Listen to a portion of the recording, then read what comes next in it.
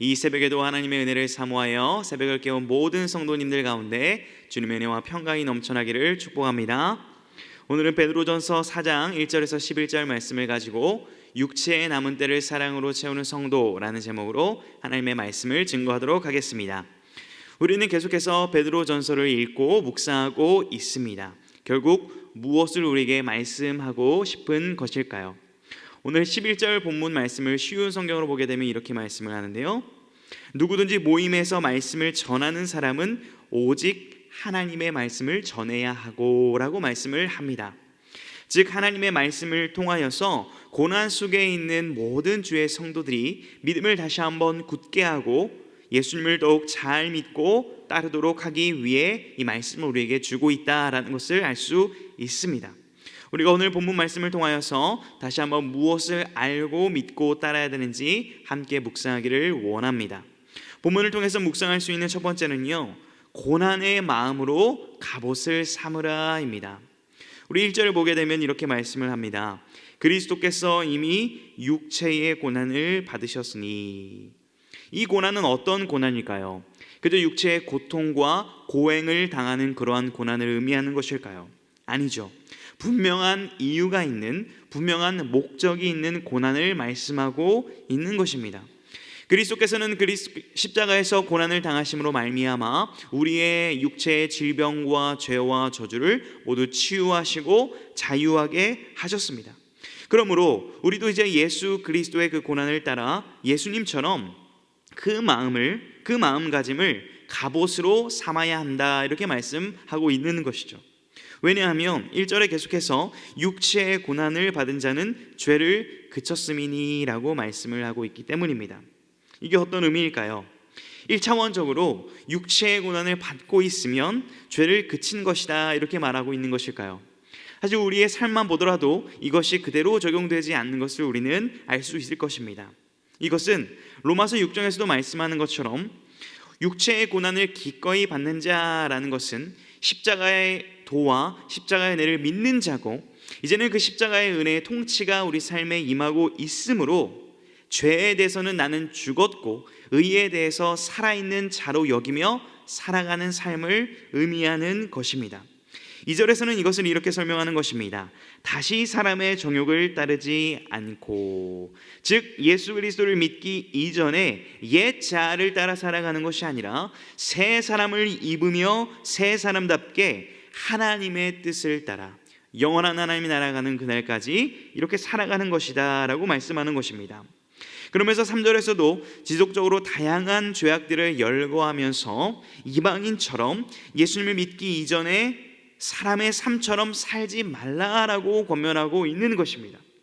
사실 3절의 말씀을 보게 되면요, 모태신앙으로 자랐거나 오랜 기간 교회에서 신앙생활한 우리들에게는 크게 와닿지 않는 것 같은 그런 권면일지도 모르겠습니다. 왜냐하면 우리는요, 큰 테두리를 벗어난 적이 없기 때문입니다.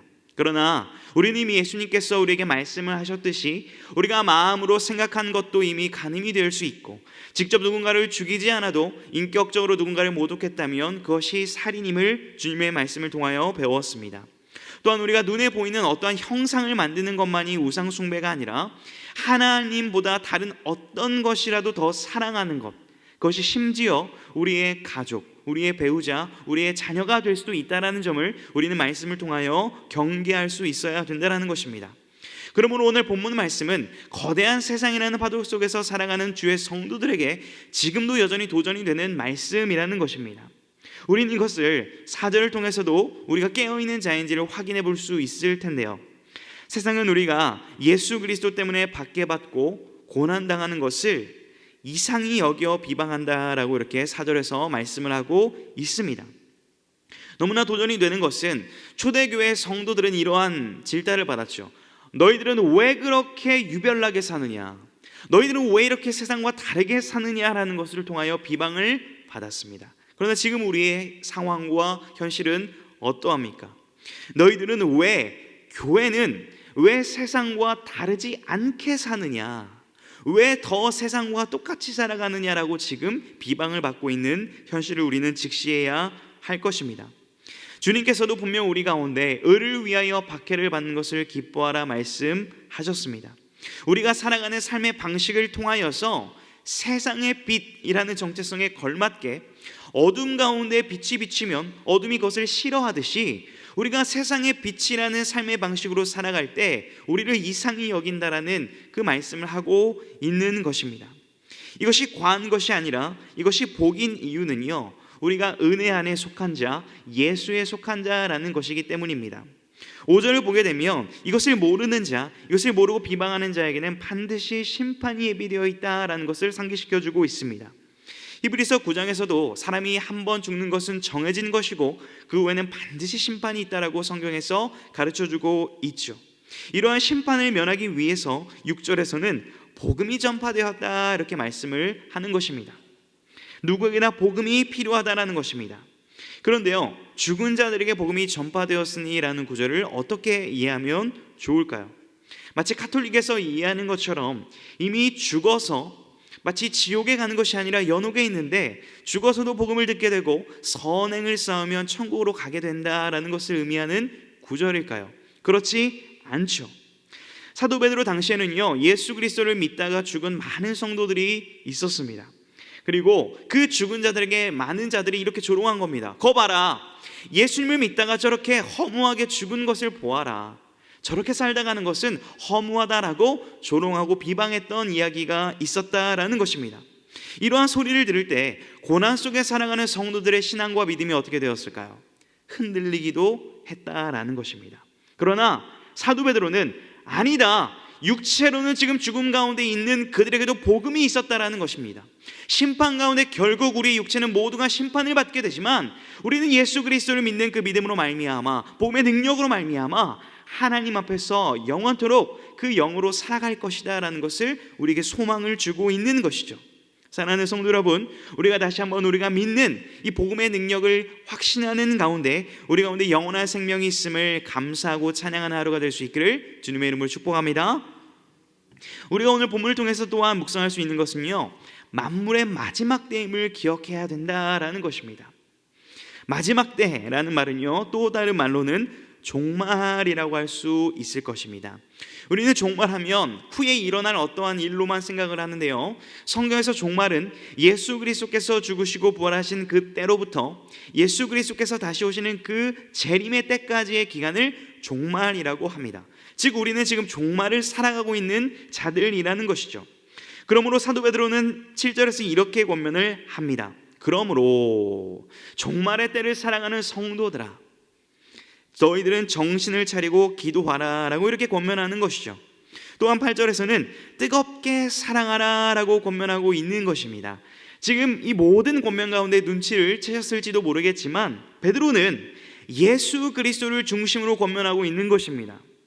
주님께서는 공생의 사역 가운데 늘 제자들 가운데 깨어서 기도할 것을 권면하셨습니다.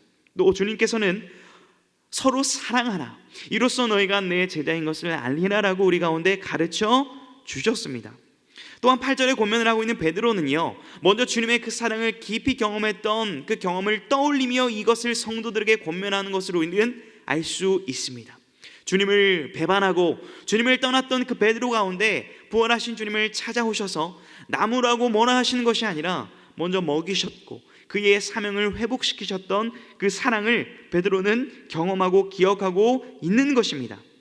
결국 마지막 때에는 영적으로 둔감하여지고 사랑이 식어지기 때문에 다시 한번 의지적으로 우리가 깨어 기도해야 하며 주님의 사랑을 기억하며 그 사랑으로 사랑해야 된다는 것을 가르쳐주고 있는 것입니다. 이제 9절에서는 그 사랑의 한 표현으로서 서로 성도들을 대접하기를 해야 된다는 것을 권면하고 있습니다. 그러나 원망과 시비가 없이 하라라고 말씀하죠. 당시 누군가를 섬기고 봉사하고 대접하는 것은 당연한 문화였습니다. 그러나 너무나 당연한 문화였기 때문에 그 마음 가운데 마음이 담기지 않고 형식적으로 대접하고 형식적으로 살아가는 그 성도들의 마음 가운데 너희들이 그 마음 가운데도 그리스도의 사랑을 가지고 기쁨으로 그것을 감당해야 된다는 것을 다시 한번 권면하고 있는 것입니다. 10절을 보게 되더라도 봉사를 하더라도 서로에게 봉사하라라고 말씀하고 있는 것입니다. 선한 청지기 같이 교회에다가 세상에다가 아닌 왜 서로 봉사하라고 말씀하셨을까요? 서로는 한 영혼, 한 영혼을 의미합니다. 한 영혼이 예수 그리스도의 사랑을 받아 하나님의 은사를 받은 거룩한 한 교회이므로 그 한 영혼을 섬기는 것이 진정한 사랑이고, 그 한 영혼에게 서로에게 봉사하는 것이 주의 몸된 교회를 세워나가는 거룩한 삶임을 알려주고 있는 것입니다. 사랑하는 성도 여러분, 우리는 오늘 다시 한번 하나님의 말씀 앞에 겸손히 서서 우리가 마지막 때에 정신을 차리며 서로 뜨겁게 사랑하는 은혜를 다시 한번 누릴 수 있기를 주님의 이름으로 축복합니다. 11절의 말씀처럼 우리가 말을 하려면 하나님의 말씀을 하는 것 같이 하라라는 말씀을 기억하기를 또한 원하는 것입니다. 사역자들은 강단에서 또한 성도들을 권면할 때 오직 하나님의 말씀만을 분별하고 그 뜻만을 전하기를 소망합니다. 성도들도 마찬가지입니다. 사적인 자리에서, 성도의 교제의 자리에서, 우리의 가정에서, 우리의 모든 삶 속에서 사람의 사견과 지혜로 권면하고 이야기를 나누는 것이 아니라 오직 하나님의 말씀에 근거한 하나님의 지혜와 뜻만을 나눌 수 있는 그런 은혜가 있기를 소망합니다. 이렇게 할 때만, 우리가 이것을 의식할 때만 이 죄된 세상 가운데서 예수 그리스도로 말미암아, 쉽게 말하면 예수 그리스도 안에서만 이렇게 살아갈 때에 우리가 하나님 아버지께 영광을 올려드리는 삶을 살아갈 수 있기 때문에 이렇게 우리를 권면하고 있는 것입니다. 예수님이 가르쳐 주셨던 너희의 착한 행실을 통하여 아버지께 영광을 돌리라 하셨던 그 말씀을 우리가 기억하기를 원하는 것입니다. 결국 우리의 세상의 빛과 세상의 소금이라는 정체성에 걸맞는 삶의 양식을 통하여 결국 하나님께 영광을 올려드릴 수 있는 것입니다. 사랑하는 성도 여러분, 우리가 이 새벽 시간을 통하여 베드로가 주목하였던 오직 예수를 중심으로 오직 하나님께 영광을 돌려드리기를 원했던 간절한 마음이 우리의 기도가 되어지기를 간절히 소망합니다. 예수께서 고난당하셨기 때문에 우리가 기꺼이 고난당하기를 자처하는 그러한 믿음이 있기를 원합니다. 또한 예수님께서 다시 오시는 그날까지 이 종말의 때를 살아가는 우리들이 깨어 기도하며 뜨겁게 사랑하기를 결단하는 은혜가 있기를 원합니다. 이를 통하여 오늘 하루 우리의 삶 가운데 하나님이 영광 받으시고 예수 그리스도의 복음이 우리의 삶을 통하여 진전되고 증거되는 역사가 있기를 간절히 소망합니다. 이를 위하여 근신하여 깨어 기도하는 이 은혜의 새벽 시간 되기를 주님의 이름으로 축복합니다.